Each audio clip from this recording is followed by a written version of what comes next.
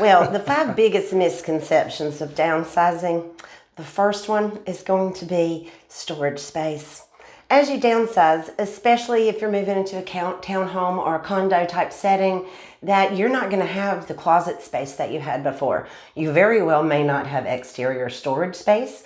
You may not have a garage. So these are things that you're going to have to be considering because you don't realize how much stuff you've accumulated over the past few years when you're ready to move. And if you're sentimental, you're really going to have a struggle trying to let go of some of those items. So please keep that in mind.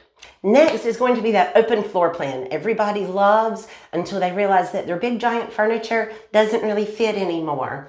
Also, you have a lack of wall space. So if you have curios, you have buffets, bigger pieces of furniture, they may not have a home in this new floor plan. So these are other things that you should take into consideration. Next is the famous HOA, the Homeowners Association. At least here in our area, lots of the neighborhoods that are being built have to have an HOA. Now, they may be rather lackadaisical, they may be very strict, but things you're going to have to consider with them, all the way from rules to outdoor decor and where you can put your furniture. Can you park your boat or your RV in your yard? Other things that you need to consider would be that maybe your parking has rules or your mailbox isn't in front of your house. It's down the street at a collective mailbox station.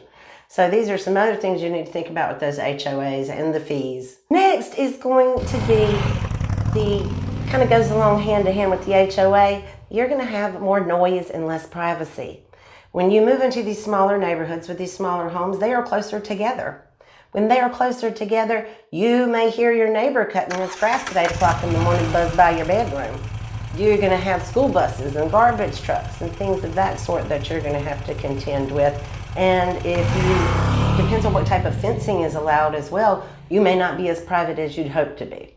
Yes, the last one that nobody likes to think about, aging in place. So as you're forever home, that you've retired and come here or anywhere, and you realize that you're pretty active when you moved, but as you get a little older, you may need to make sure that you consider zero entry for when you're coming in and out of your home, that there's a possibility that you may need to put grab bars up later on in life to help you in the bathroom or the bedroom. And lastly, no stairs.